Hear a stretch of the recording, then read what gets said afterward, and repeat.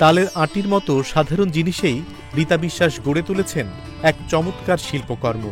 ছোট্ট সেই আটির ওপর সূক্ষ্ম হাতে তিনি এঁকেছেন বিশ্বকবি রবীন্দ্রনাথ ঠাকুরের মুখ। রীতার কাছে তালের আটি শুধু বীজ নয়, এটি তার ক্যানভাস, যেখানে তিনি ফুটিয়ে তোলেন নিজের সৃষ্টির গল্প। ঝিনাইদহ সদরের গুরুশাল ইউনিয়নের দক্ষিণ শিকারপুর গ্রামের এই নারী রীতা বিশ্বাস এখন সবার আলোচনায়। মানুষের মুখাবয়ব থেকে শুরু করে যে কোনো ছবি তিনি নিপুণ হাতে ফুটিয়ে তোলেন ছোট্ট তালের আটির ওপর।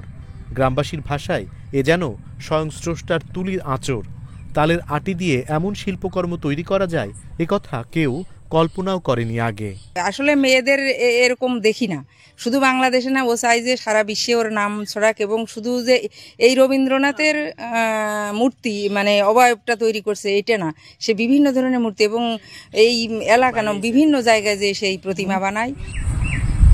রীতা প্রথমে তালের আটির গায়ে থাকা সাদা লোমগুলো সতর্কভাবে ছেঁটে ফেলেন ধারালো ব্লেড দিয়ে। তারপর ধাপে ধাপে আটি পরিষ্কার করে শিশুদের খেলনার রাবার ক্লে ব্যবহার করে তৈরি করেন মুখের আকৃতি। চোখ, নাক, ঠোঁট প্রতিটি সূক্ষ্ম অংশ তিনি রং তুলির স্পর্শে নিখুঁতভাবে ফুটিয়ে তোলেন। তার নিপুণ হাতে এক সাধারণ তালের আটি পরিণত হয় জীবন্ত এক মুখচ্ছবিতে। শুধু তালের আটি নয়, কাদা, মাটি, রড, সিমেন্ট প্রত্যেকটাই তার অভিজ্ঞতা আছে। সে রং তুলিতি, কাদা মাটিতি সব কিছুতেই সে একটা মূর্তি ফুটায় তুলতে পারে।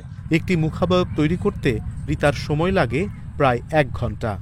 সময়, শ্রম, ভালোবাসা আর মেধা সবকিছুর মিশ্রণেই জন্ম নেয় তার প্রতিটি শিল্পকর্ম। যে কোনো ছবি দেখলে মনের ভিতর ফুটে ওঠে যে এইটা কি করে করব।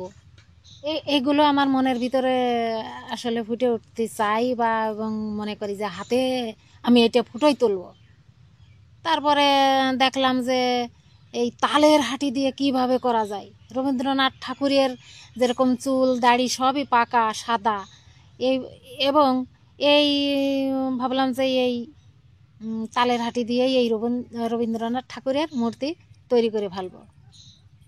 এখন এই তৈরি করতে করতে বিভিন্ন জেলা থেকে আমার কাছে লোক আসে এটা তৈরি করে দেওয়ার জন্য, তারপরে দিই। রীতা পেশায় একজন প্রতিমা শিল্পী।